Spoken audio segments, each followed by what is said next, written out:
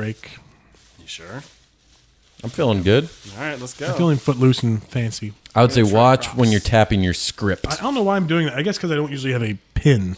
You're all hopped up on coffee. Russell's wearing a wig.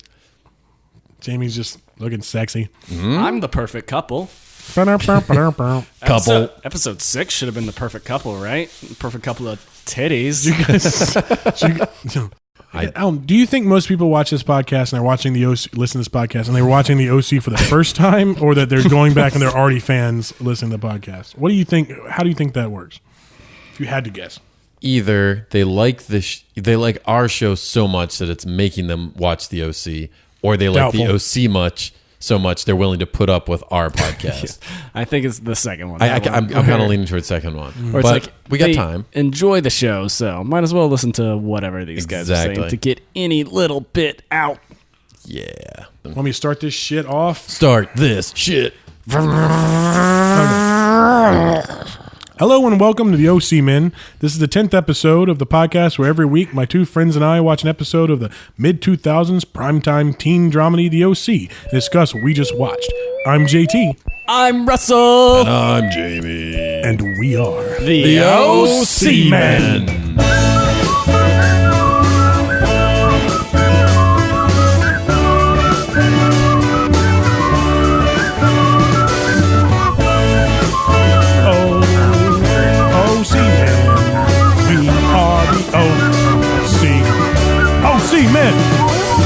Our goal for this podcast is to figure out just why I love this show so much and see how two guys completely new to the series react to each episode in depth. Today's episode was The Perfect Couple from Season 1, the Magic the Gathering episode. Before we it seems like he brings it up a lot, right? Is it because people get tapped? Yeah, they get tapped and there's all these mana. But he just seems like Cohen keeps bringing up Magic the Gathering over. And it's like the only nerdy reference, writers. Every time you say it, I want to add that like music. We can do that. That's and then that's goes my into... xylophone. Anyway, damn it. Don't humor me. Before we jump in, I never humor you because you're never humor us. Recap what happened. Yeah, before we jump into it, I just want to recap the story of the OC up to this point. Okay. Incorrect side of the Choo Choo Road Rye Guy has been adopted by the affluent Orange County family, the Coens. He's just had his first kiss with real-life anime girlfriend character Marissa while on the heights of the Ferris wheel. Seth, his adopted brother, is having a whole new set of girl problems than usual now that both his dream girl Summer and his new-in-town lady Ryan, Anna, want to break off a chunk of that circumcised D. And that is... I put some effort into this one. Can we say one more time what Ryan is? He's the incorrect side of the Choo Choo Road Rye Guy. I tried to redo the words wrong side of the tracks, Ryan. Yeah. We're with So you. incorrect side of the Choo Choo Road. What else would you call tracks? What's another term for tracks? You have to say Choo Choo Road. You have to. Prince. Too soon. Oh, no. Opening starts with Ryan giving head. Yeah, right? Like I thought it was the old switcheroo where it's like, it looks like it's sexual and it's not. but she's doing yoga. Well, it was kind of that, but I thought that Marissa was getting our pussy ate. Yeah. I don't want to say giving head again. It seemed like Ryan was going down on her, and she's just like, oh, yeah, I'm not going to do that for you guys. But yeah, and then what the reveal was, no, it's just slightly less sexual. There's still kind of heavy petting and stuff. She had her shorts upon her. I 100% thought that it was just going to be like, that foot rub feels so good, or like, this yoga position's really hard. I feel like they missed it. I feel like that's the move they do with Seth. Like if Seth had started dating Summer last episode. The episode started with Seth's head back going,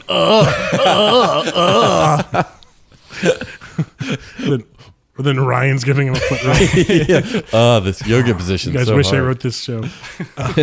So I did notice that she prevented the hand from going up the shirt. Marissa by she, you mean, right? Yes. Yeah. Ryan was working his way up to the Grand Tetons, and she goes, get that out of here. Yeah. Dikembe Mutombo, finger wag. No, not my titties. That was a chase to Dikembe Mutombo. Hashtag Dikembe Mutombo titties. No, we haven't had a date. No, cookies. All right, we are 1 minute into this episode. We've already done Dikembe Mutombo has Cookie Monster titties. Yeah. Okay, so they're super making out. They're not just regular making out. Like, that's more passion than I've ever made out with anyone in my entire life.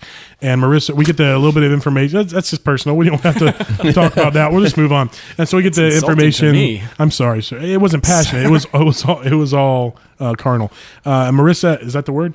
Marissa has moved out from Julie's house, and she's living with her dad now for cereal this time. That's the kind of information we get. I thought it was cool Ryan had a soccer ball in his room. I know we're never going to see him use it, but I didn't even know there. That's awesome. Still a reminder. And so when they're done making out, Marissa and Ryan make date plans for the coming Saturday. Okay. Help me out real quick. So she's giving a little bit of exposition and talking about a little bit of the old exposition. Oh yeah, this is what this is going to be for the next 2 hours. Well, there's a lot of hooking up stuff. What does Dikembe Mutombo sound like when he's giving exposition? This is what happened last time. No, yes. Is he French? Kind of. Oui. No, there's a part where she's talking about the mom, and she says, "There's absolutely no way I'd," and then Ryan just goes, "Hey," and she goes, "Sorry." I don't know what, like, as if he was like too far, but I don't even know what she was referencing. So it sounds like you guys didn't also, but I'm not picking. I mean, when you repeated that dialogue, I didn't pick it up immediately. So Ryan says, "Hey," after she goes, like, he interrupts her as if, like, because she's just talking about the mom, about how she's not going to talk to her anymore. Like, that she was so mad at everything that she did. And then she goes, "There's absolutely no way I'd," and he goes, "Hey." And then she goes like, "Sorry." And it almost sounded like he was saying, "You're talking an awful lot right now. Please stop." But then she apologized. So anyway, I think he was just saying, "Don't get so worked up about it. I'm here." I guess it sounds like he's shutting her up, like, "Stop complaining, but I guess lady." Misha Barton doesn't really get worked up ever. So maybe that was it. I don't know. This episode started with her pretty worked up. Yeah, hell of a foot rub. I don't want to skip to it, but my favorite line of Marissa's in the history of the show was when she quotes Sandra Bullock from that model show where she's like a cop undercover as a model. Miss Congeniality. She kind of quotes Sandy Bullock in this episode, and I love her delivery so much. It's so perfectly Marissa awkward. That's awesome. We'll talk about it. All right, so anyway. So they make the date plans for Saturday, which is starting up the first frame of every episode. As you remember, dear listeners, that there's usually a frame of some sort of big party at the end of the episode that's starting up one of the two, which is there's a date with Ryan and Marissa, and then something happens to interrupt their tonsil hockey. Lock your fucking door every time. This is like the second time. This is at least the second time someone's walked in with him making out. At least he covered up all the windows. That's true. At least the window walls were all covered up. Although my favorite part of that is how little of a fuck Ryan gave even after Kirsten walked in. Did you notice he closed his legs and kind of like hid the boner when Kirsten walked in? Because if Kirsten walked in on me, I'd just like show that boner off. I just sit back and let her bask into my boner. Bask in that. Boner basket. Hello, grad school. Just get a tasket. But yeah, I like that. Marissa was super awkward. Kirsten was super awkward. And Ryan just seemed to just be like, are we going to keep making out? Are we going to do this or not, ladies? Yeah. Did you notice what Kirsten said when she walked in? Oh, my. Oh, my. Oh, my. No. She says this never happened with Seth. Yes. Oh, yeah, that Again, was immediately the best. shitting on Seth. Because that's their relationship. They hate each other. Or at least they make tons of jokes about each other. They're always flirting as a mother and yes. son.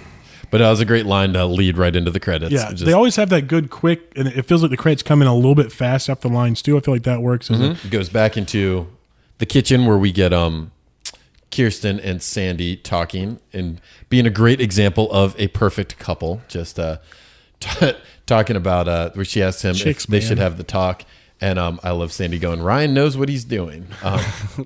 Seems like he knows what he's doing. Yeah. Except the whole thing about the talk is right.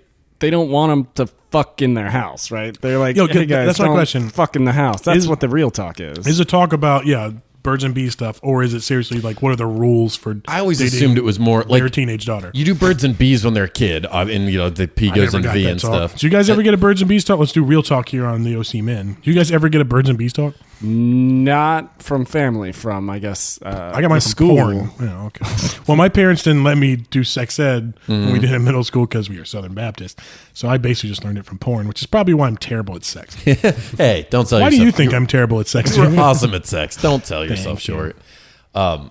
Yeah, no, I don't remember a specific, like, they do it in the movies where you're sitting your kid down on the bed and like, Dad, what does it mean? And then it shows the clock and it's like 6 hours later and they're just like smashing G.I. Joes together and they're like, no, this is... And Dad's gotten into it and the son's just like staring off into space like, why did I... Yes. No. There was nothing, and I think I just picked up bits and pieces. And one of my favorite bits in Beethoven 2 is they have to sneak all the puppies inside, and so the little daughter goes up to Charles Grodin and asks him, Dad, where do babies come from? And he tries to awkwardly explain until the puppies are inside, and then she's like, never mind, it's cool, I'll ask Mom.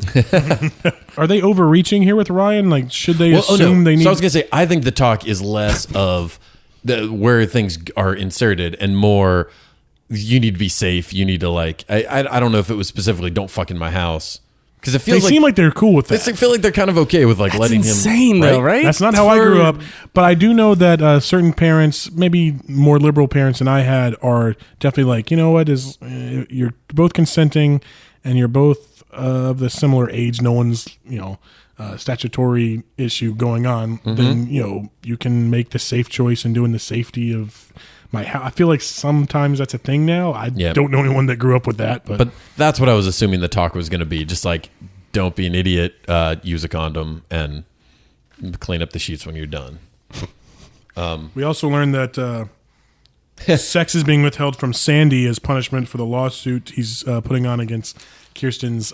Is it being withheld though if he's not showing up until 2 a.m.? That was her argument, but he brought it up like it's being withheld. She responds with, "You're not getting home until super late. You're not here." That feels like a scene playing out where like she's fast asleep and he's just like rubbing up against her to be like, "Yeah, can we?" And she's staying asleep. Go on. Yeah, well, and then the music starts. Is he wearing periwinkle blue pajamas like Jimmy? Just eating cereal like a pathetic idiot.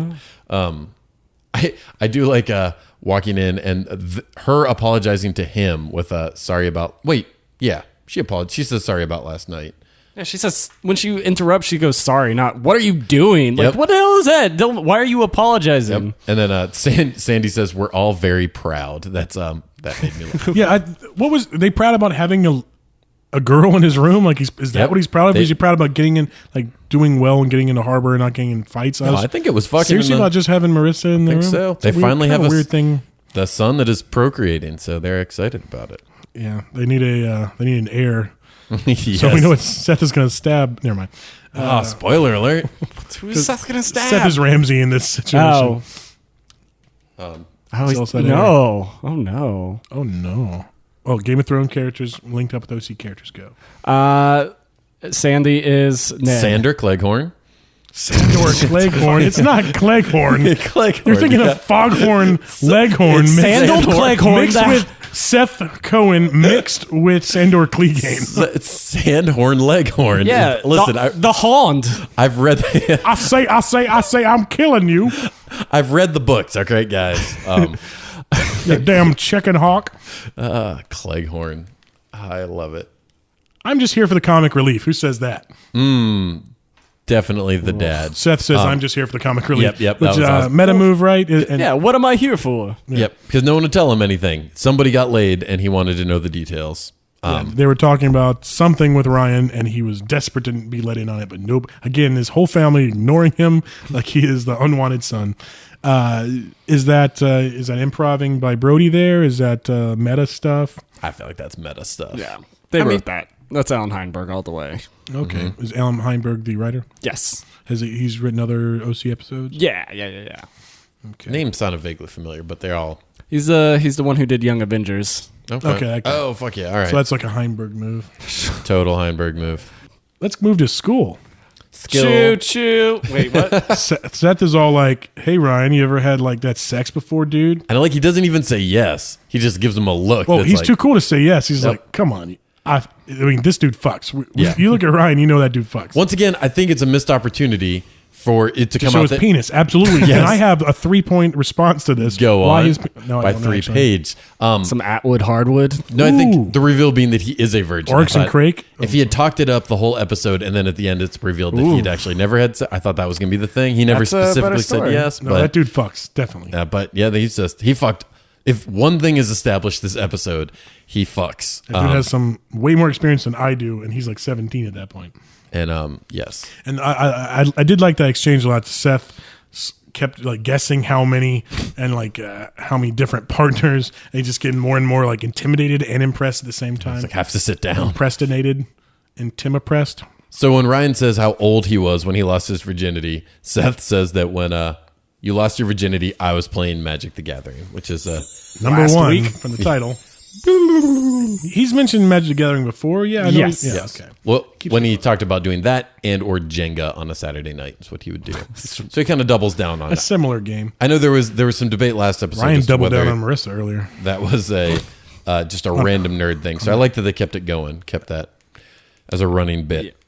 Speaking of Seth come the groups of Marissa and Summer and Seth and Ryan, they meet up and They love to do that thing of the guys gossiping about something and then gossip cutting guys? to the gossip gals doing the exact listen same to the thing. gossip guys. Yes. So there's just that they mirrored their conversations, mirror each other, then they merge together. And I don't think Ryan says anything the whole time that they all get together.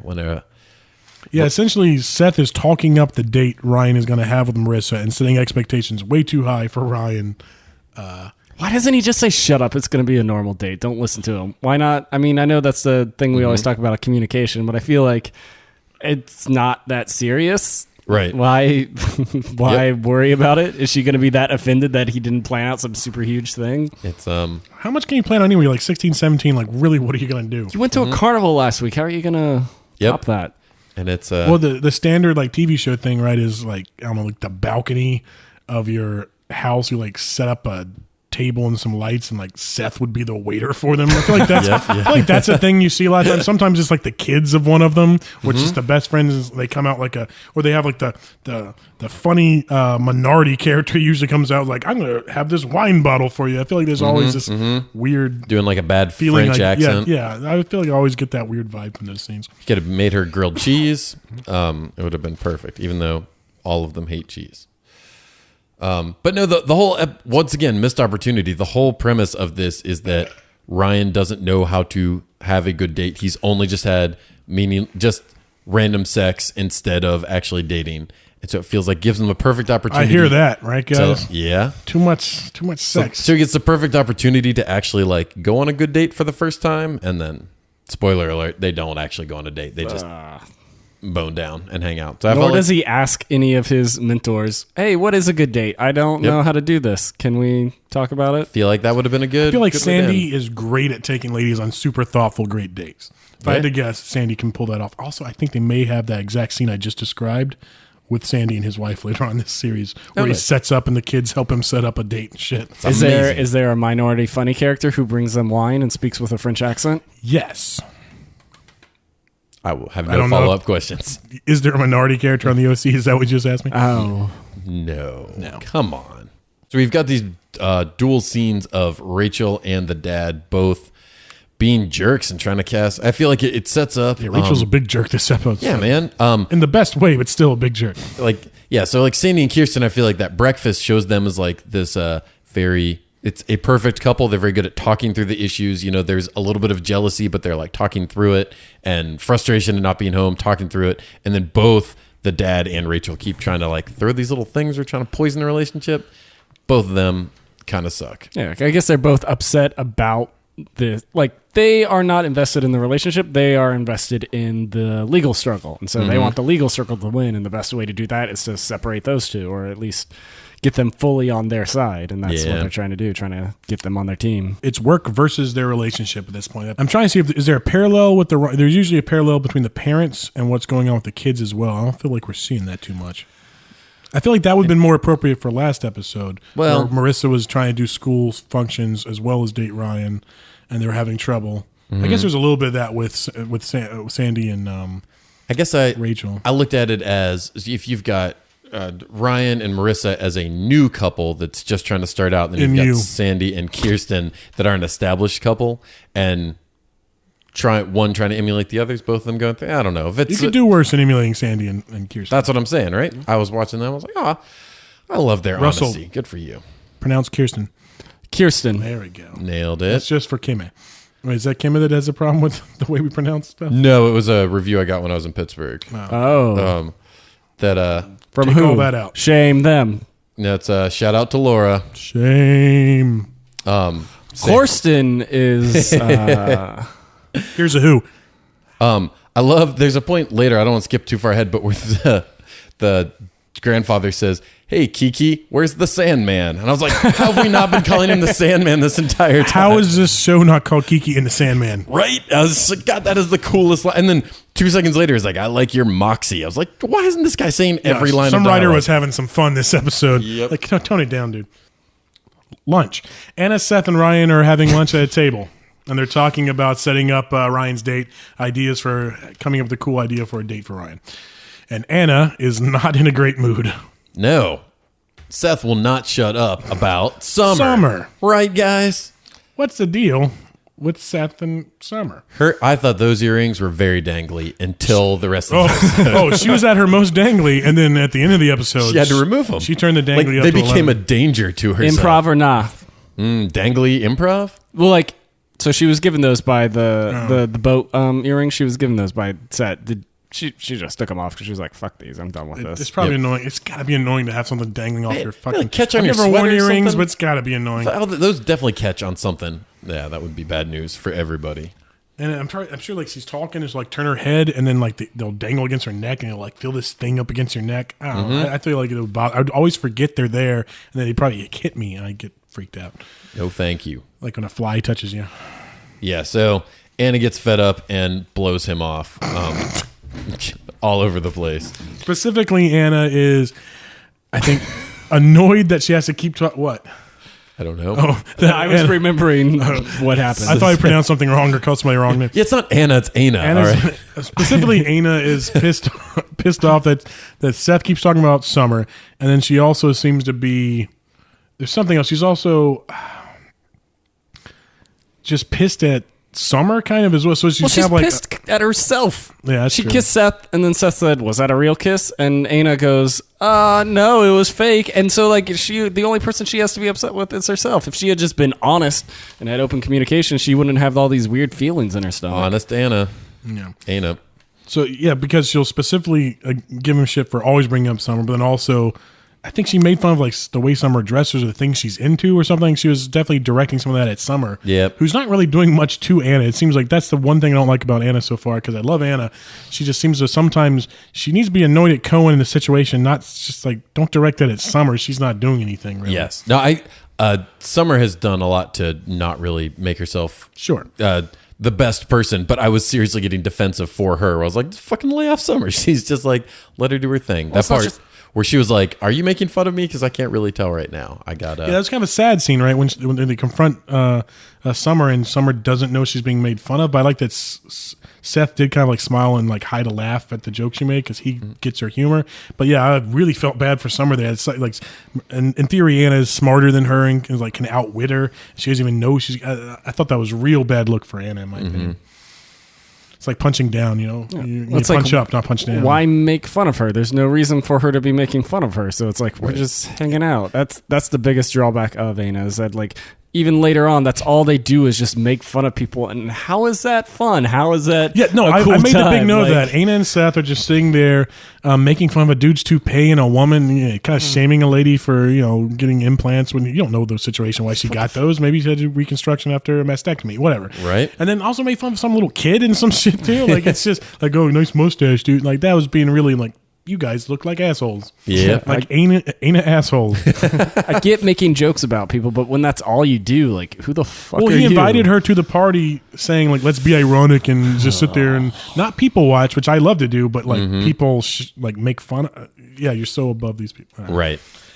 Bad luck. I think that was supposed to be like the outcasts that watch this show watching, like, yeah, that's what we do. That's what I want to do at a party like this, where I'm just, maybe I would have been like that when I was 17 if I had watched it. Well, I read it as very much, it's a 16, 17-year-old thing. There was a time where I felt very put upon as, I was this emotional 16-year-old and fuck all these rich people, they're fitting in and stuff, and I would have loved to have made fun of people. But you get older and you're just like, yeah, that shit just takes energy. They stay the same age. Yeah. All right. Okay, so then we've got the Cooper family meeting. Yeah, Cooper family meeting. Well, I don't know what that note means, but essentially we've got Cooper the blindside. children's hospital benefit that Julie's setting up. She wants Marissa to go to this children's hospital benefit, and Marissa does not seem to want to go at first because she might get accidentally tricked into being committed again. So exactly, but we get the first time where we see Julie possibly turning over this new leaf and being very nice and forgiving. Yeah, she apologized about having her wanting to have her committed, and she explains her thought process why in she went a that very way. valid way. Yes, that was my question. Do you buy him? It was valid, yes, and it seemed to make sense, but it felt so sincere, and I did not trust her. Mm-hmm. No, I think knowing who I'm pretty sure the character is at this point, I was like, there's got to be a scheme, but for the face value, I was like, I would have been convinced. If she had been sitting there talking to me and it was like, I'd be like, yeah, no, I buy all of that. That makes sense. It's a very valid apology instead of just like. And Marissa wants to, she really wants to like her mother. I think that's what we learned from this episode. She's been kind of petulant and they've been at odds. And it's like, God, Mom. And her mom has obviously been a bit of a negative role in her life. But I feel like we've seen this episode. She really does want her parents to get together. Maybe that's more to get Jimmy back in the big house because she want to live in that small house. But she wants to like her mother, I think, and she saw that if Julie could just held off on the whole granddaddy banging. Is Julie wounded now? Is she wounded? Yeah. Does Marissa want to help her because she sees her as wounded? No, I would say not at all. Okay. Well, at this point in the episode, she shows herself as wounded. At this point in the episode, she's showing herself being vulnerable, and I would say, emotionally, if you admit to mistakes made and feeling bad about things, it's like exposing some emotional wounds for her. So she's feeling her mother more at that point. By the end of the episode, I don't think she's wounded at all. No, but I see what you're saying, that Julie is manipulative enough to know that if she presents herself as wounded, that's how she gets to. I think that's the thing about Julie in general. She just knows how to read people and how to play off those things. Like she knows what will work in different situations for different people. So Marissa's still hung up on a model home, right? That's where she's at. She has this model home. Yeah, she still thinks that her mom and dad and everything will be fine and get back to normal. But she's probably the only one. Everyone else sees that it's done. And when she saw that model home was not finished, she tried to escape. Have we been playing the game this whole time of trying to work every episode title into the episode? Because we should be. Okay. We should try to build it like the password game where we get all the earlier. Maybe I should start for the recaps. I should start taking the titles and work that all into the recap of what's happened so far. I think the game is pretty plain, but I'll do my best to pilot it. Oh, I like it. You are clearly the girlfriend of this bit. And you guys are the perfect couple. Oh, you are the heights of friendship. You're not such an outsider yourself. Fuck you, yes I am. I'm the outsider. Rob Lowe out the shower. I have to bring up our buddy Jenny mentioned that we always. Who do we say is Ponyboy? Keep it cool. Ralph Macchio? No, Ralph Macchio isn't. Yeah, but we always say, but it's not. Apparently, it's some other dude. No, corrections department. Hey, Ralph Macchio's not Ponyboy. We just said Ponyboy, and Jamie was the one that was like, it's Macchio. So I'm definitely throwing Jamie under the bus. You dare. All Jamie. What is the guy? But seriously, let's go back to Rob Lowe getting out the shower. I didn't realize I talked about it, so I forgot I said anything at all. Right. Someone asked me to describe the scene, all I said was holding a towel. I don't know where I'm going with this. Go on. Say it, but slower. Re-listening this podcast, I just forgot that I talked about Rob Lowe. So is the camera in the bathroom or is it out of the bathroom looking into it? It's like Ponyboy's talking Ralph to him Macchio. or something, and then Lowe gets out of the... Ponyboy... is Potsy. Tom Cruise. Sit on it. Which is... no, Will Wheaton's not in... No. Will Wheaton's in Stand By Me. We're going to move on from this. Patrick Swayze. My point Jerry was... O'Connell is married to Rebecca Boomerang. It's crazy. My point is I forgot that I talked that much about Rob Lowe being sexually attractive to me. And apparently, I've said that to a couple people before because after listening to it, I brought it up to a couple of my friends. And they're like, we get it. You've mentioned that scene before. I'm like, And this has been the Rob Blowdown. You did a good Rob blowjob. It's a real Rob blowout. Speaking of blowouts, Aina is. She's a dangly blowout. Let's go. We're back in Ryan's pool house. Splash. Marissa knocks and comes in. Is that Marissa's little subtle joke that she's like she's making a joke like, haha, I knocked very is she referencing walking in on him from before? Walking in on him before, the mom walking in on him, or both? Like, what do you think that is? She give him crap for walking in one time? Doesn't he make a quip about like, oh, you're knocking, or someone's knocking for change? That's got to be in reference to both of the times that happened. Okay. I feel like Marissa's just referencing the mom thing. I don't know if it's probably too soon to reference. So did they make her knock for the joke so they could have him reference how often they people just walk in? Or was Marissa the character? Is that her being kind of funny there? It just happened, earlier that day. I could see them, or the day before. Yeah, I think that's a fun move by her. Right? Probably, she's got that much of a sense Little of things like that are what makes me like Marissa sometimes more than other people. You like knock jokes? I do. Knock. Who's there? Doris. Doors who? Doors open. Come on in. So Marissa wants Ryan to go to the benefit party that her mother is invited to, rather than the non-existent party that Ryan has not set up for her. I do like that. Or date, not party. One of his first inclinations is him just saying, maybe I should stay away for a while, because there's like, if there's a sword to throw himself on. Your voice broke on that one on the correction. Sword. Let's try it again. If there is a sword to throw himself on, Ryan will hurl himself on it. Well, I think it's a pretty good move as well, because he does have a record of fighting, and he's thinking like, hey, you're starting to get along with your mom. I feel like it was a good inclination on his part. Obviously, didn't turn out he really needed to. Ryan constantly recognizes where he shouldn't be and where he shouldn't go, and none of the other characters accept that. They're like, nah, it'll be fine. It's okay. He knows boundaries, and he knows where he's welcome and not welcome. That's because growing up in Chino, as opposed to I can go anywhere I want to see. I also think, as far as self-referential and meta episode, just little things like that. This thing has a whole bunch of, compared to other episodes. Just I shouldn't go there. I tend to punch, or I ain't gonna knock because no one ever knocks here. I feel like there's a whole lot going on in this episode. Yeah. They're 10 eps deep. They have a whole universe now, and they're able to talk about it, just like us. Ooh. And they're going to have the benefits on a yacht. That's where she has the great line. Marissa says, first dates are easy.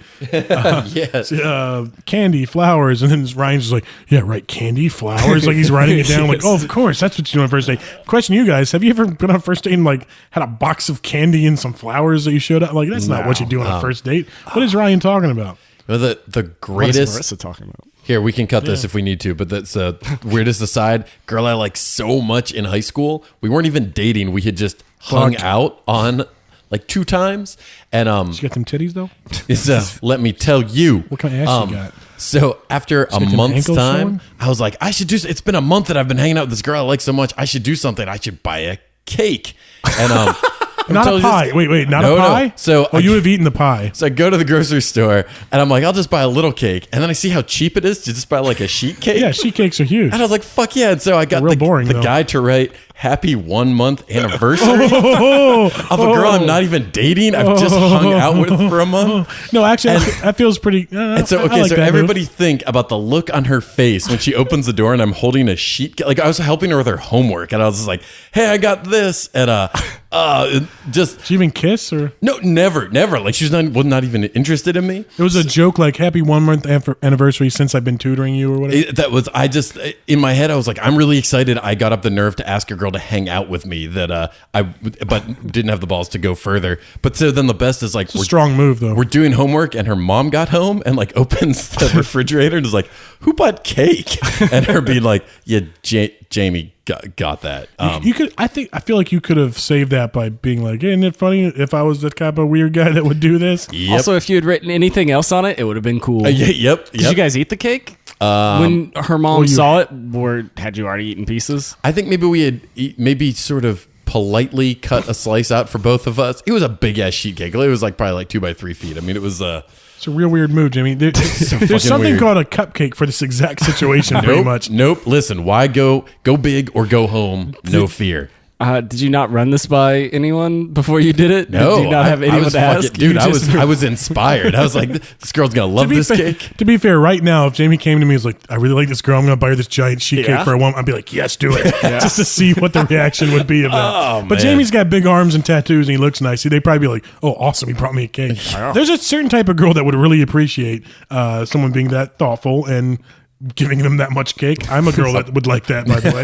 If I was studying with a lady and she brought me over a full awesome cake, I would be very appreciative. Jamie, you're more of a pie guy, I know. Well, I've matured since then. Is that when you became a pie guy? After that, I swore off cake for the rest of my life. It's like never again. It's like the funnel cakes and the cotton candy. You're a cake. Yeah, don't fucking bring that up again. So you and that girl did not go the distance. We did not go the distance. You were not going for speed? Seth's still talking about Summer to Rosa and Ryan. Yep. That's my transition. He's the joke transition. He's just still talking about Summer. Do you think every interaction Rosa has with Seth, she goes home and looks at her resume and sees what else she can do? Does she speak English at all? How long has she been? Is she old enough and he young enough that she changed his diapers once upon a time and stuff? How long has she been working there? Because maybe not baby because they were in Berkeley at the time when he was a baby, but yeah. I just wonder how long she's had to put up with his shit. I don't know if that's a housekeeper's task. It's a bit of a weird thing. That's a good point. But all the same, so Seth gets called out for talking too much about Summer, and then we get 4 more scenes of him talking about how much he doesn't talk too much about Summer. They go overboard this up. After boring Rosa with his boring shit, he talks to Ryan some more, and then I think it finally gets through to him when he's talking to Ryan now that he does talk about Summer too much. That's like when he's like, shit, I do this too much. They go to school and Ryan basically tells Seth to take Anna to the party. He's like, hey, you should. Again, Seth's talking about Summer. Basically, he's trying not to. And Ryan's like, hey, why don't you ask Anna if she wants to go? So is Ryan trying to set up Seth with Anna? He thinks they'd be a better couple. He knows Anna's into him, and I wish he would have been even clearer. Like, I feel like Ryan could have been even more clear in what he said. But it was still sort of wrapped up. I don't know why he's trying to. Seth's definitely not going to get subtle. I mean, he's solely focused on Summer. Anna is just like some periphery. It's never with Summer in the picture. All he sees, Anna's just behind. I'm trying to do a thing. It's not. He's not going to see clearly. You got to tell him straight up.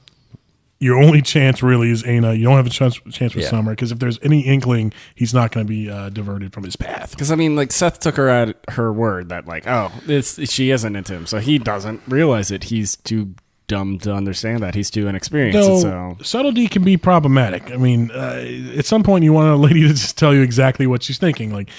Why should he have to assume at the carnival? That's true. But when he says, is that a real kiss? She could be like, well, did it? I mean, he could at least been like, did it feel like a real kiss? Nah, she's like, and that's an anal lapse. Yeah. Oh, god damn it. Dude, man. Why is there no lawyer speaking for Widmore and Corsten? I feel like they did all the talking when Widmore and Corsten? I think the lawyer should have been speaking there, Caleb right? Nickel and Kirsten. Widmore from Lost, right? Yeah. Widmore and Corsten. That's gonna be I'm gonna rename this episode to Widmore and Corsten. That's the law firm they're being represented by. How do you even spell Corsten?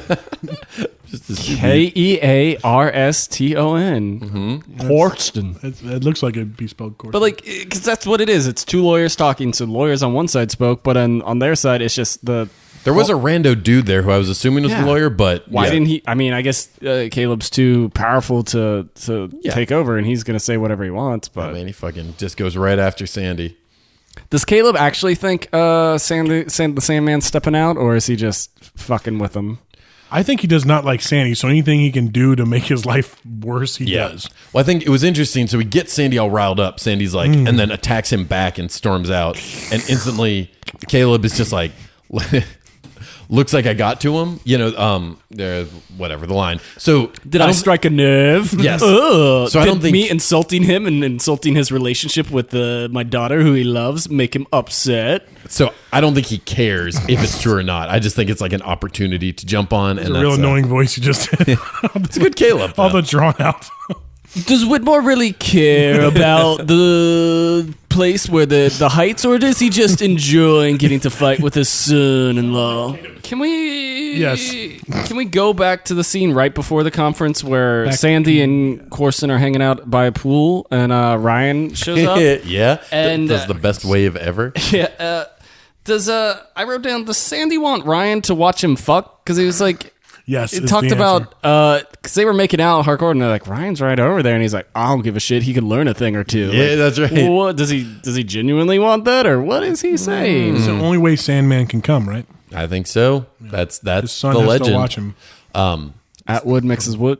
Ooh, He say lead by example. Is that where he throws out that line? Atwood's Handmaiden Tale. That's the only way he can explain the birds and the bees. He gets to fuck, and he gets to avoid having the talk. Seems to work all around. Why is it called the birds and the bees? Because pollination, or yes. Yeah. I heard someone explain it, that it's two different things. That the one is about pollination and explaining how, like, flowers bloom and stuff like that. Mm-hmm. And I get that. All white birds. Maybe that's an easier thing to explain. Of like, you see an egg, and then a baby bird comes out of that, and it's just. What if you saw an egg and bees came out of it? What? It's less gross than like a bear cub falling out of a bear pussy or something. But what about a turkey? Like, what comes out of the turkey? The turkey pussy? What does it sound like when Ryan eats a turkey pussy? Oh. It was gobble, gobble, gobble, dummy.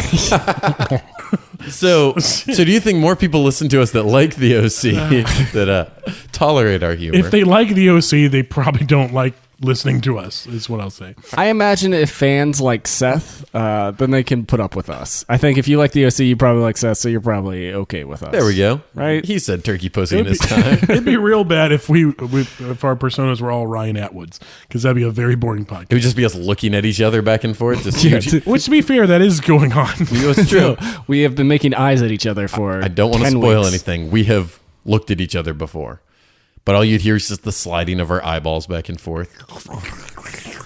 I really like the title "Fight for the Heights" that they say in that conference scene. Sunday, fight for your heights. Yeah, and so Julie does make the move of being nice to Ryan and hugging him. Did you guys notice Ryan's reaction while being hugged by Julie? Yeah. Yeah, he was just didn't move his It arms. seemed like she was crushing him. Or like he thought he was going to like melt because she was touching. It did not look like he was enjoying that. It was like, why are you doing this? This is the exact opposite of everything you've ever treated me. No. Also, maybe he was like, what is this? Yeah, do I trust this? When one person puts their arms around you, I've never felt this before. Has Ryan been hugged before this? Specifically by a mother figure. Yes. Real mother figure. Shut your mouth. When does Summer say opium is gnarly? Because that's a callback, right? Is it? Okay, I missed a little. It's a callback on an earlier scene in an earlier episode where she says, I think, meth. No, it's not meth. It's fucking the pills. The opiate Oxycontin pill. is gnarly. But okay, so she said opium is gnarly. Anna does say something back, and I don't know what that was. She's basically arguing with Anna about, hey, why do I need to go to history? I don't need a history class to teach me that opium is gnarly, which is a callback to... Right. So what Anna's retort was, she's like, are you making fun of me? I didn't know if she was making fun of her either. I didn't quite get her reply. It was something along the lines of like, it's ironic that you could have learned something, or I don't know. Yeah, like something like, how ironic that you don't think you need history because you in fact do need history class or something. It's just Anna being kind like of... if Summer had an opium addiction or was doing like heroin, I could get the irony there, but I guess I missed it. So I'm as dumb as Summer. I'm saying that on record. Is it something having to do with Summer being the one who purchased the pills that Marissa OD'd on? I feel like that could be it. Maybe a bit of I guess with drugs. Yeah. All right, I'll buy that. Her mom's super into pills. She should have learned that more pills are gnarly. I buy it. And I think it was just basically along the lines of when Anne called her Princess Mononoke. And she has another kind of like string of references as well. When she's tearing down, like, why don't you ask Summer what her favorite movie is? And I guess she lists off movies that only high-minded Battleship people, Potemkin, gentle and shit. sirs like she must like. Like shit, you watch an intro to film. Yeah. That's. I think she's like a Kurosawa movie, Battleship Potemkin, and like maybe like I don't know, like a Fellini movie. It's like when you move to the college, Anna, are you gonna have like the Pink Floyd poster as well as the college poster as well as the Bob Marley? Oh yeah, and that thing that's like a wine bottle ad, Yeah. a little green demon like holding That's a yellow true. bottle. Maybe a Van Gogh. How cool would it be if it was a picture of Bob Marley wearing Belushi's college shirt? That would be more popular, probably. I hate reggae music. Can we talk about this on the OC Man? Hey, Can we break? how about that one song? Do you like that one song that kind of goes How's like, it go? Sing it to me. Boom, chick, chick, boom, chick, boom. Yeah, I hate that one. Where's that from? No, Okay. that's every reggae Well, song. that's okay. That's what I thought we were going with. Because you can sing reggae over it really easily. Boom, boom, ching, ching, like, come on, me like reggae, man. Wow. Cut Boom, it back. ching, ching, boom, Pull it ching. back. Drop a kind of fruit juice for me. The most reggae of all drinks. Sometimes I go for it, Hey, man, let's go to Jamaica and drink some Tropicana fruit juice. and then I realize it's not working, so I go bigger to try to get anything from you. No, guys. that's the way to do it. It's your fault. Just milk. If I get worse, I'll get. That's a problem because we get laughs the worse we are at things from each other. We should be daring. We should be reaching for more. No, I How'd you no guys- sell all your good jokes, all the best jokes. I'm not going to laugh at. I'm just going to be like, "Yep, that's funny. We're Keep solid." trying. Keep trying. Probably true, but it's when I just embarrass myself in front of our millions of listeners. That's when you egg me on. Threw yourself on that, Thord. Where was there creepy voyeur music? Was there? Oh well. It did sound like boom, chick, chick, boom, yeah, man. Sandy and Ryan in the kitchen. Sandy and Houston's still arguing about Rachel and work. So Speaking of holdover. defensive attorney, more like defensive attorney, right? Right? No. Sandy and he's Kirsten. prosecuting No, but they're anyway. still. I think this is getting tiring, right? They're still fighting about. Kirsten's still defensive and worried about, or maybe should be, about Rachel and Sandy working together and being, she's jealous. Or she's jealous. But I know he was really pissed because Kiki went to Whitmore behind his back to complain about the relationship, which he didn't really do, but that's the way he viewed it. Yeah, so they both still. It's like this is a holdover for the last like 3 or 4 episodes. I think It's they real can't weird get over that- these same things. I mean, she goes to him to talk to him because she has no other friends. Karsten is like the only she knows Johnny Sandman, Karsten. Ryan, Seth, And Rosa, and Woodmore. Julie? Even the Newspies, she is not a fan of, and she's Yeah. not gonna share her secrets with. Well, there's that line, don't go running off to daddy. If that's so hard, go give Jimmy a call. It was a low blow from the Sandman. Good line though. Yeah. that's a deep burn. Baller if he had a microphone. Do you think he would have made that joke if he knew they actually made out? No, probably not. At some point, she's got to tell him, right? Well, I don't know. Now they each have one. If we're skipping ahead, Sandman did not do a thing. Yeah, Sandman That's didn't, true. he didn't That's do true. shit wrong. He kept it under control in a situation where he shouldn't have.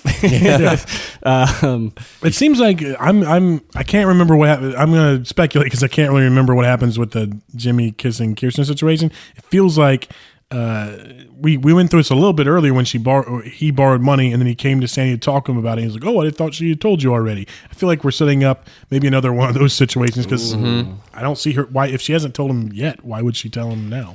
It's kind of like in melodrama, you got like Chekhov's kiss kind of thing. It's like if that kind of thing happens, you can't just let that go and be like, and nothing ever came of it. I feel like something's got to bubble up at some point. Yeah, why make him do it? Mm-hmm. Yeah, so Ryan, in the latest installment of Ryan Sees Things That Other People Do Not, Ryan spots from his secret spy spot that he always sees things. That's where the creepy voyeur music was. Okay, there you go. He sees that. It was all like bump, bump, bump, bump, bump, bump, bump, bump, bump. Yo, I be watching Caleb be kissing Julie on the stoop of the... No, it's can't Randy tell. Newman now. I feel like I don't know if it's offensive. I don't know if that, Randy Newman's white, right? We can... Oh yeah, Yeah, let's just say your reggae impression was Randy Newman this whole time. Yeah, it's been Randy Newman the whole time. Julie kissing Caleb. Toy Story.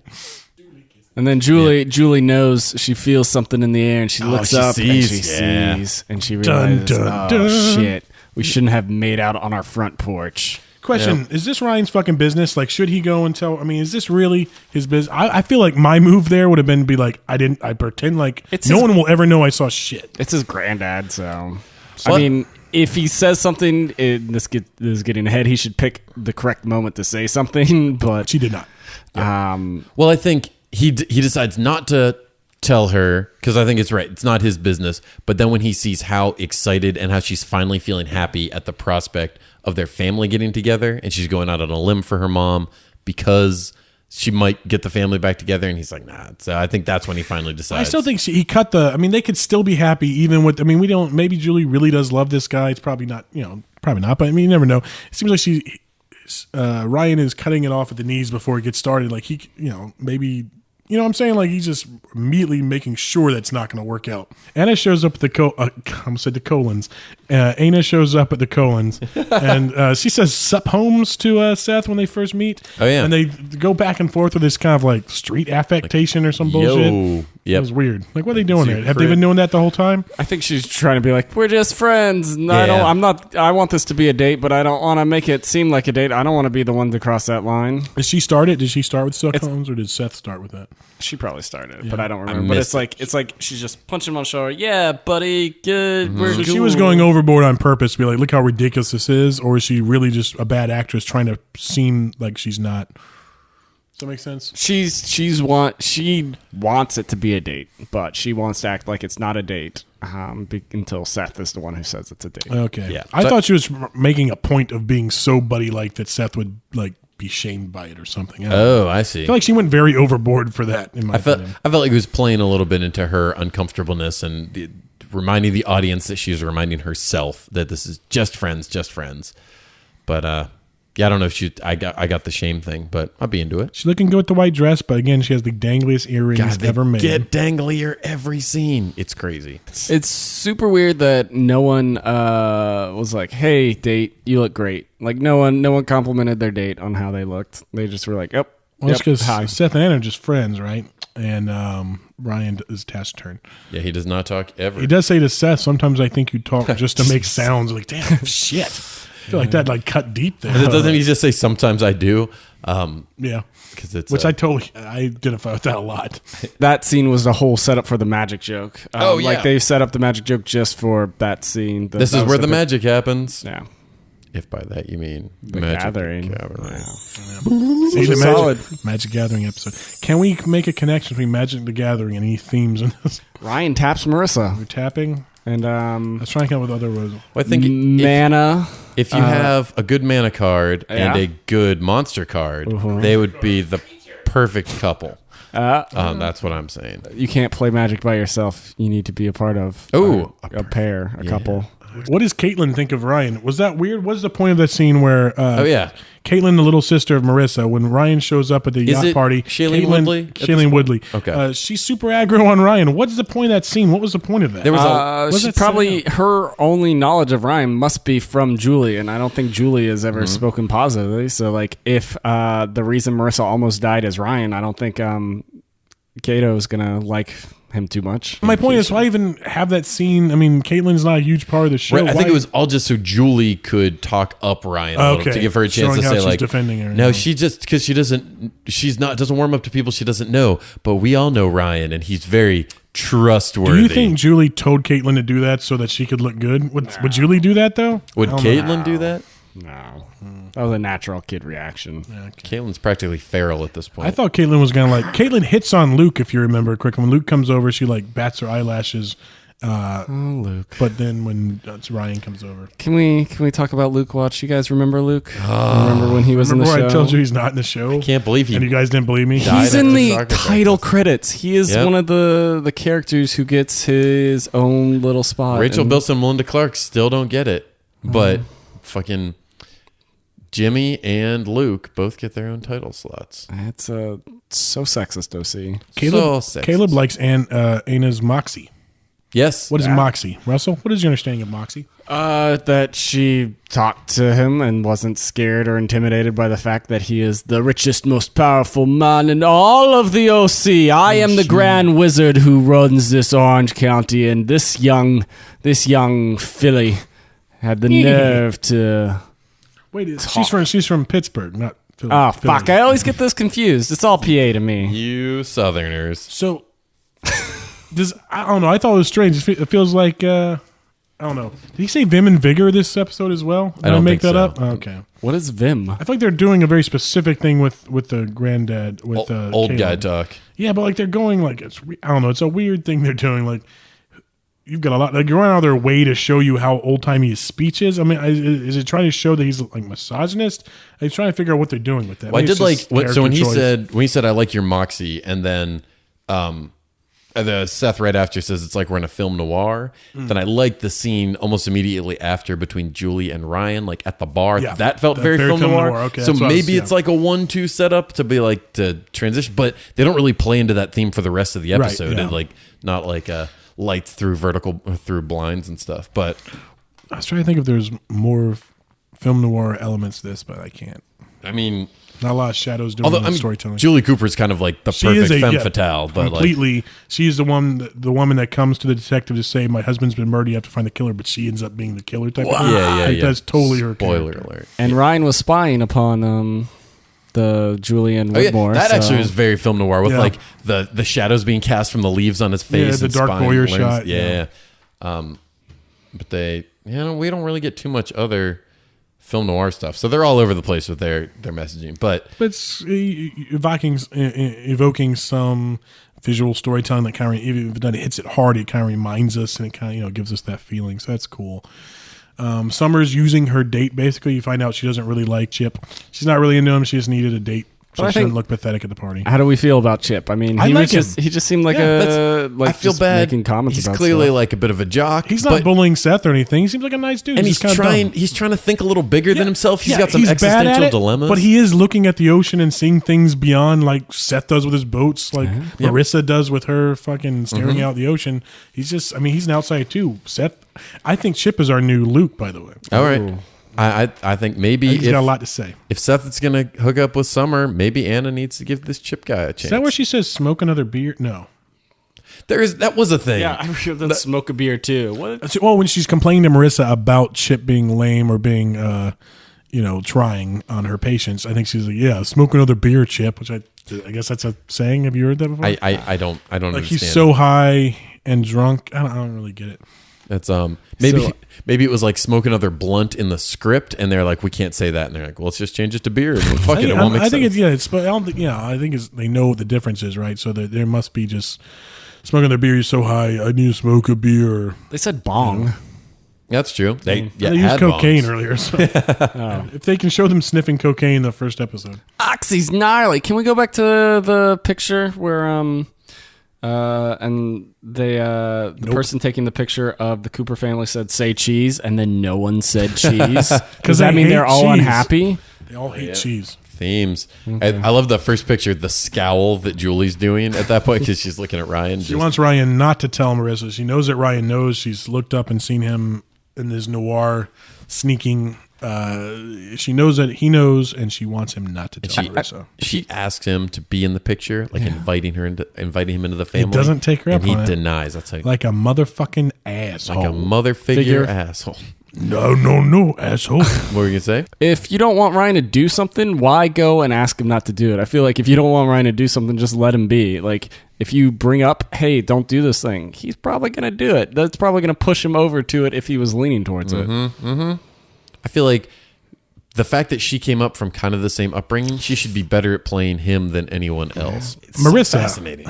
Says, I think you like him to Summer when she's Marissa's. She turns into a 4-year-old. Yeah, Marissa quotes Sandra Bullock from whatever movie that was. I forgot what it was. Speed 2. Yeah, so they're on a boat. Not Speed 2. Gravity. Rides everything. Blindside. The Net.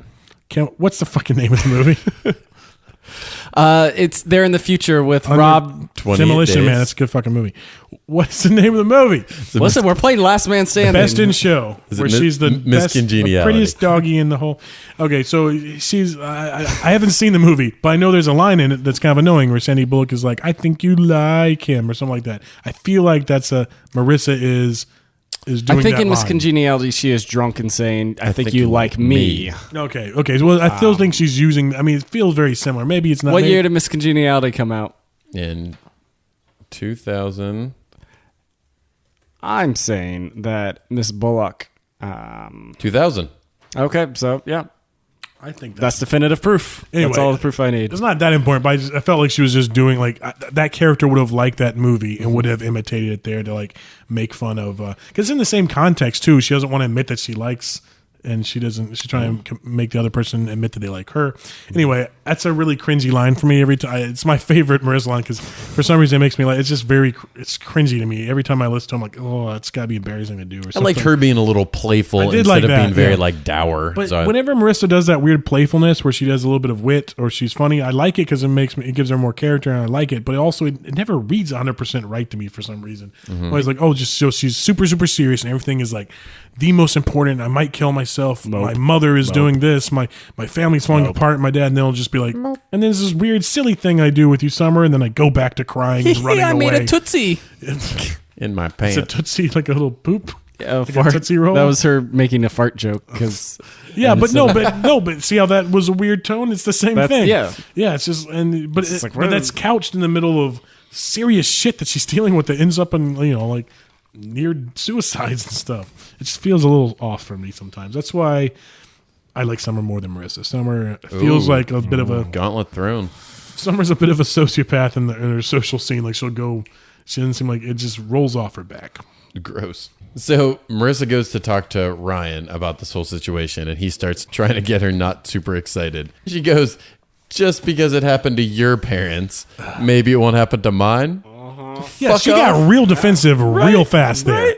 Like she got why can't you just be? First of all, she jumps to the conclusion that Ryan does not want her to be happy. That Ryan is jealous because it happened to his family. You wouldn't know because you don't have a family. Like she got real. Yeah. She jumped to a lot of conclusions. No, because Ryan, nothing he's done so far would make it seem like he's altruistic, especially about you. He never seems to want to help you out. He never seems to care about you or drop everything whenever you need it. No, this one time he's probably not protecting you. He's probably just jealous.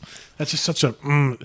It says a lot about a person's character that they would jump to that conclusion that fast. Because if you guys told me something like that, I'd be like, they're obviously trying to help me because they're my friends. Not like, hey, you're just jealous about my. It's crazy. That was a crazy situation to me. Nope. You're right.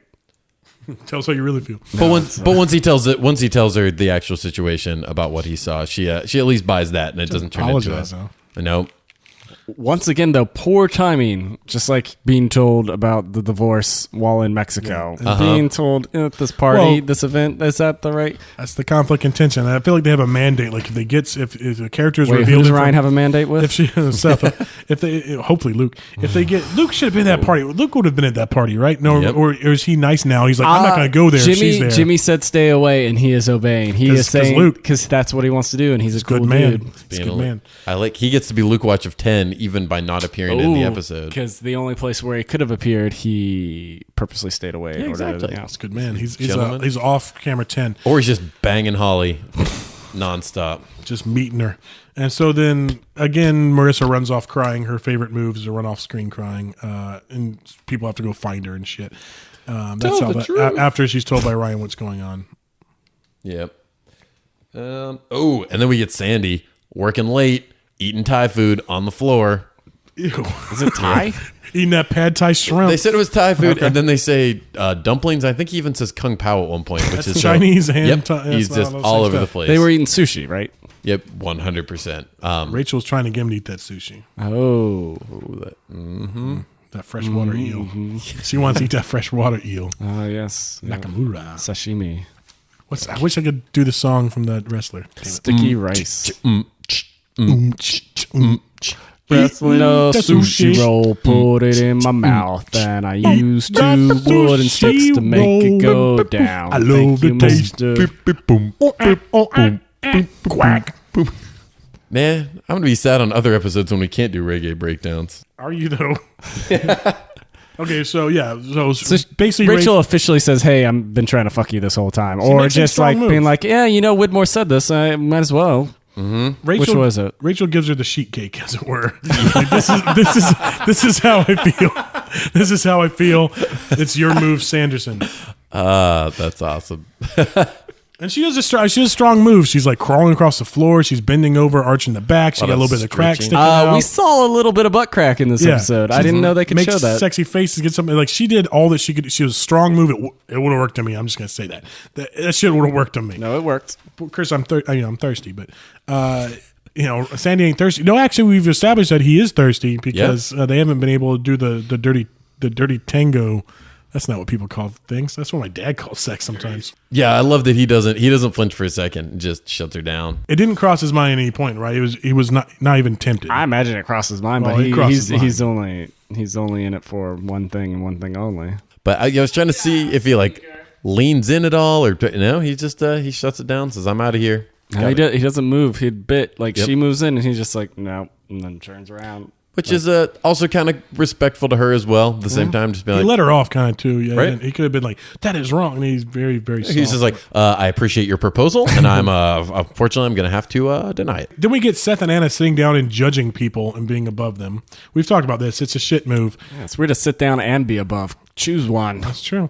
And then, that's what happened on the Heights when Ryan and Marissa go up on the. They sat down and were above everyone. Oh, it doesn't make sense. What? And then Aina goes in for a kiss with Seth. What do you guys think about Seth's move to that? Aina, they're sitting next to each other. They're bonding over making fun of all the lamos, all the normies.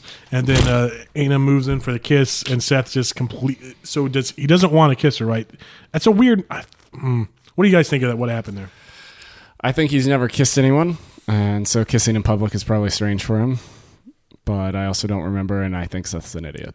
Well, I think what you worry about is you don't just kiss the person back because that's you kiss everyone they've kissed before. Yes. Is that what you're giving me? Yes. No, I mean, if someone goes in for a kiss and you don't want to kiss them, it sucks to shut them down. But at the same time, it also sucks to just be like, I'm just going to just go with this until... He's not dating anyone right now. I just don't get that. Like, okay, so he's not dating anyone right now. Of course, he wants to date Summer. But this hot lady right next to him is going in for it. So you're going to be like, nope, I'm saving myself on the off chance in the future. It's just so weird to me that you wouldn't just, hey, hot girl, let's kiss for a second. He doesn't see women as sexual objects. And so I think it's difficult for when they are interested in sex for him to make that transition of, oh no, they want this too. This is, okay, this is okay. This is all right. He likes the idea of, I think we've talked about that. He likes the idea of Summer more than any actual manifestation of her or femininity or anything else. She likes. Okay, so Seth blows it. He runs away. He runs away crying like Marissa. I have to get a drink. I need a drink. And Summer makes a strong move at that point. She chases him down and goes right in for that kiss. It's the first time he's been alone at the party. It's pretty sexy. She swooped in fast too. Yeah. Yeah, like Batman. And then afterwards, she talks to herself, says something like, "Oh God, I like Seth Cohen." I feel like that's like the line of the episode. And then she was like, "I'm not talking to you." And then says, "Don't tell anyone." Yeah, they have a weird writing thing that I think is good. That they make her mean and standoffish and like judgmental while being very likable while doing it. It's a strange thing. I don't know how they have a lot to balance there because like she's. As this guest role has played all these different parts and to sort of find a way to patchwork it together to make a full character, it's tough to do, but they do it. Like there wasn't anything unbelievable about what she did there. Yeah, and you could really screw that up by not balancing those different aspects of her, making her too funny or too unlikable or too mean, too cruel. There's lots of ways they could go with that. Or like just being into it, or just all of that tension going away and instantly being like, oh, let us get married. Let us sail off to Tahiti together. You named your boat after me. I'll name a boat after you. It's much more, it's much more satisfying this way. Marissa spills the beans in front of everybody. No, she doesn't. She grabs that mic. She's like, if I had one shot. Do not miss a chance to blow. Mom spaghetti. You still need to watch 8 Mile. God. So Julie gets up on stage to give accolades to Caleb for donating stuff to the Children's Hospital. So while Julie's up there with her whole family honoring Caleb, Marissa decides to make everything about her yet again, like the trip to TJ, like everything she ever does, it's all has to be about her. So she gets up on stage, takes the mic, and spills the beans, as Jamie is saying, and lets everyone know the personal business of her fucking family in a somewhat passive-aggressive way. But no one needs to know that. Nope. Who cares? I did like Ryan. I like so the way you put it was just so matter of fact. Who cares? Like, what? I like that Ryan smiled. I like that Ryan was kind of proud of her, just like fucking up the party, but fucking over Julie because he's in competition with her. They're both competing for a coup, and he's winning. Staged a coup. Oh shit! And then she runs away crying again. coup d'etat. After talking to Ryan, she runs away crying. Yep. After spilling the beans, she runs away crying. She does that. She loves to run out of a situation crying and then just stand like her back against the wall and stare out until somebody finds her to talk to. How did everyone find out and know? Oh, why is this? Woe is me. Yep. Why is it happening to me, who my mother's in love with, and setting herself up financially so that she can still go to this school? Whatever. Okay, so Julie goes and finds Marissa, who's hiding out from her. Coop to coop. And basically just says that she loves her father, but there's no future there. She explains why she's trying to, and it made sense to me. Yep. She's explaining her reasoning for being with Caleb, which not made being sense. a villain at that point. She was not hiding it from her, by the way. She just had not shared it with her yet because she was very shouldn't new. have to. Yeah. Yep, exactly. She was, Marissa was creating a perfect model home in her mind, but that model home was completely impossible. That's true. Julie's just the girlfriend. Julie just loves money and men who have money, and Jimmy has no money, and Sandy's taken. So Jimmy says you're Caleb's problem now. Cuts her loose. Pieces out. Oh shit! And then Seth leaves with Anna. She's not mad at Seth for running away after kids. I was expecting to see Anna pissed off at Cohen for running away literally when she tried to kiss him. But she's not. She seems to just be happy leaving with Seth. And there's this comical moment where as they're walking off the boat, Seth looks up and Summer literally, I keep using literally now, gives him the I will cut your throat if you say anything. I totally was expecting Anna to see them kiss and then have a reaction to it, but the fact that it's secret for a little while longer is pretty nice. I feel like that's the obvious move, right? If someone sees them again. But I mean, how many times can we have people walking in on kisses in the first 10 episodes of this show? Hello? Yeah, exactly. Remember knock to on my knock. goddamn door. Yeah. I thought you were telling me to stop. I don't know what I was feel like doing. that's happened before. No, You were talking about coming in, so I was like, "Oh, let me knock on the door like someone's coming in. It's fun. Something cool We should happened." have gone. It would have been a good bit. We should have bit there. Bit your bit. You should have bit on the bit. Nope. Not again. Again, we're not responding to your good audio humor. But yeah, I like that kind of leaves the Anna and Seth thing a little different. A little still out there. Yeah. Doesn't wrap anything up, but furthers the story. We get Sandy showing up. But I wore a jacket. I'm here. We're so leaving. nice. That's a great joke. It made me laugh out loud. Because in the casino, he said she complains about him not wearing a jacket, and he says, pick your battles. And then he notes, so like wearing a jacket is a symbol of, fine, I'm going to fit in and be one of you. Yeah. He went the extra mile and wore that jacket. And right before that, when Kirsten confronts her dad, she's, how would you not tell me this? Because if I knew how you'd react. So do you blame me for not telling you? Which is kind of an amazing. I did something shitty and I knew you'd be mad. So why are you mad? I didn't tell you. I love that logic. Yeah, that's really makes you not like Caleb this episode. Gross I mean, you didn't old like him that much to begin with, but you really don't like him. Yeah. So anyway, everybody leaves the boat. Everybody's mad. It's awesome. And then there's the sex ending. Where the OC jumps the fucking shark for me. Fuck this show after that scene. Fuck. Because they slept together? No, yes, because Marissa says, I've never slept with someone before, but just 4 episodes ago, we saw 2 people share a bed for the first time. She slept with him. Exactly. So how have you never slept in the same bed as someone before when we've seen you do that, you It's kind of weird. dumb lady? Maybe she meant I've never slept with like a boyfriend. I think that she's trying to show the difference. Right or wrong, they're trying to show the difference between her and Luke and her and Ryan getting intimate, Like an intimacy sleep So together? maybe like I've slept with like Did she maybe fall one asleep? Probably not. I've slept with guy friends before. It's a little bit different than the first time you sleep with someone that you were dating, right? It's a bit of a difference. Yeah. So okay, did they show her trying. falling asleep next to Luke? I didn't remember. No, they showed him falling asleep next to Ryan when they went to Tijuana. They had the they had the axle problem. And they did wake up cuddling and spooning. Yes. So I mean, Right. They shared a bed all night. How do you say you didn't Well, maybe she didn't sleep that night because she was worried about her parents breaking up. Her eyes were closed. But how did you guys feel about that scene? Don't let my negative as shit emotions towards that goddamn line. It was a framing thing. It started off as it ended right. They start in bed, they end in bed, and this time they're deciding not to have sex, but just to sleep. I thought this kind of like almost too sugary sweet kind of like teenage fantasy of are sleeping together, but we're just not going to have sex. We're just going to be intimate and snuggle. Yeah. I didn't love it. I wanted to see them just railroad each other. Just choo-choo road. Choo. I feel like Ryan bent out the windowsill and her just like fucking pegging his shit out. That's Captain Oaks. I felt like it betrayed the promise. We talked about this before earlier. Like it sets up that he doesn't know how to do a date. Is all this pressure behind it? I feel like the payoff would have been this scene, him doing sort of like a makeshift date. Like, I know we can throw out one, but I got a video and this, or even like candy and flowers, dinner in a movie, which Anna said is like the traditional thing, and everyone's like, don't do that. If he had just been like that would have ended. They could have still ended with them boning, but that just felt like a weird. We've already seen them making out in bed at the beginning of the episode. I don't know. I was a little bummed out, but I'm not exactly sure what they were going for with the ending. Mm-hmm. Exactly. Like, how is that different than how they started? They start out making out and not fucking. They end up kissing and then not fucking going to sleep. Right.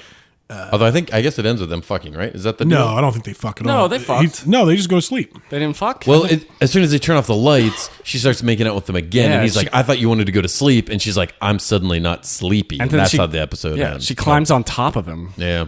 Oh. And then falls instantly asleep.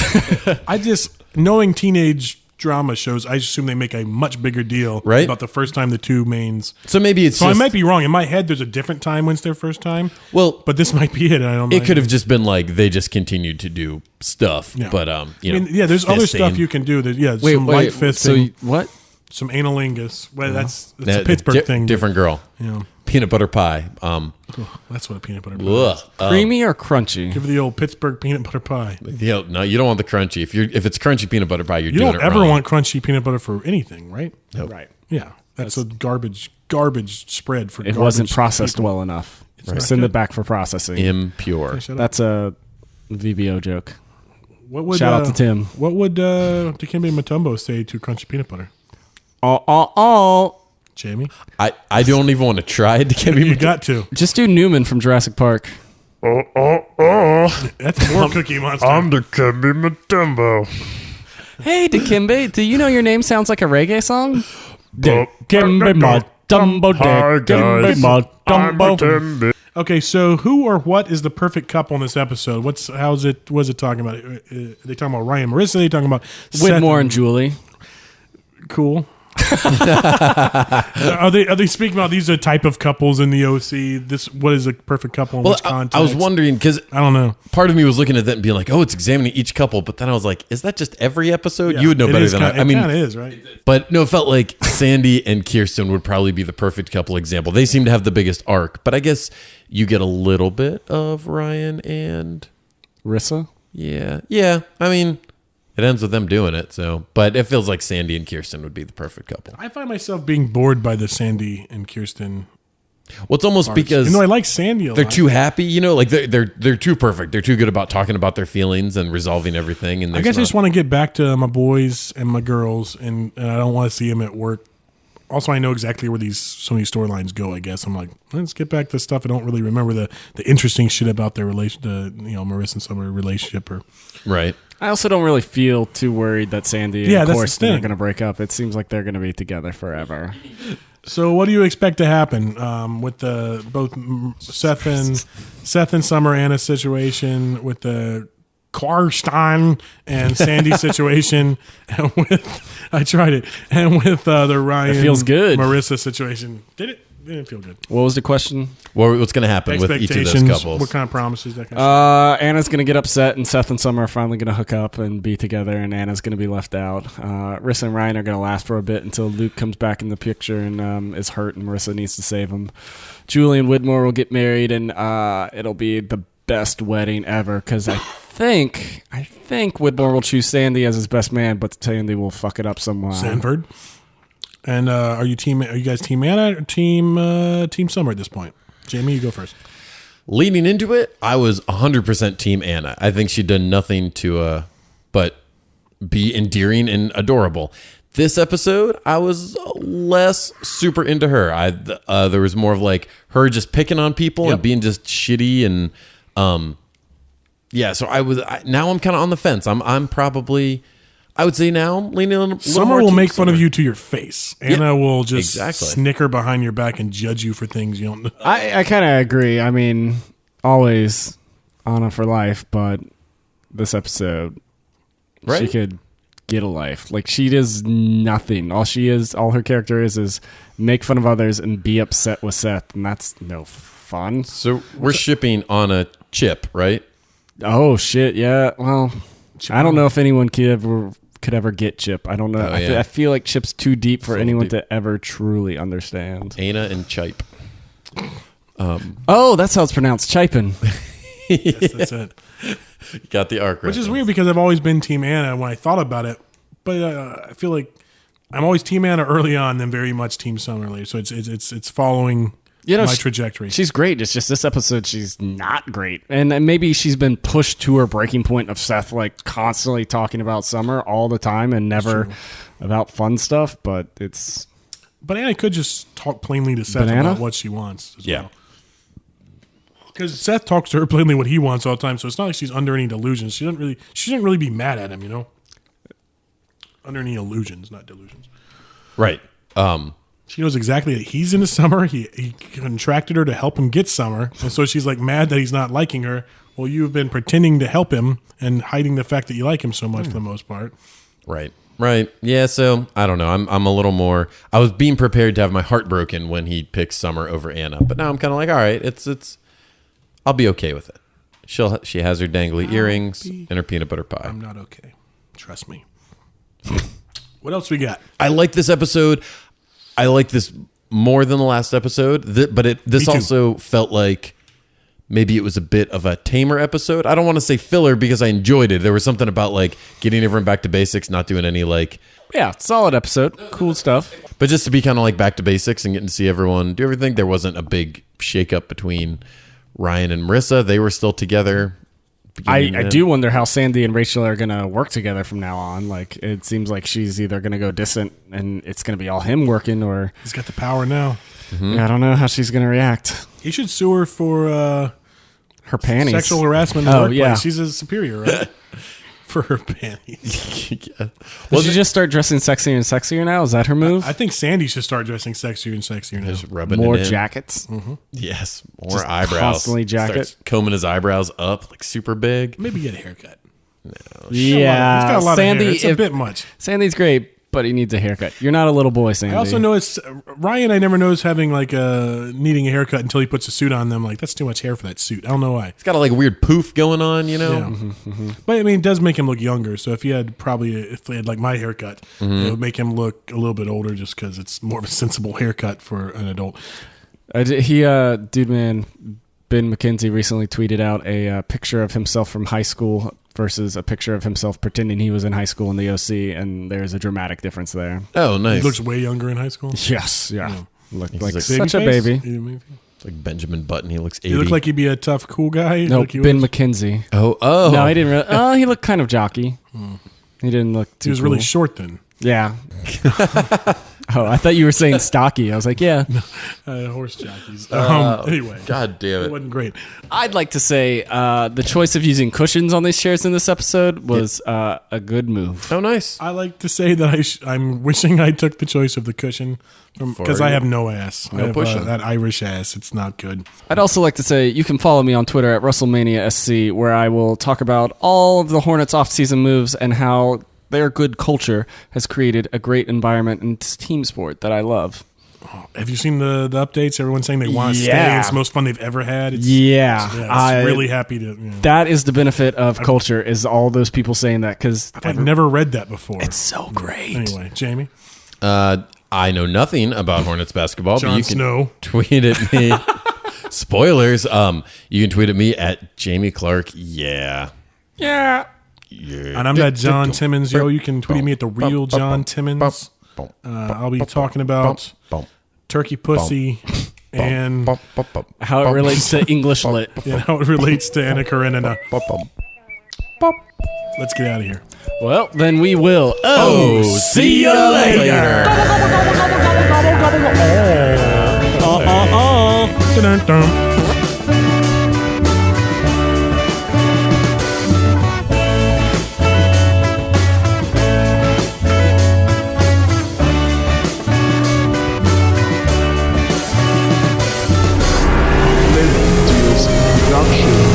We deal in lead.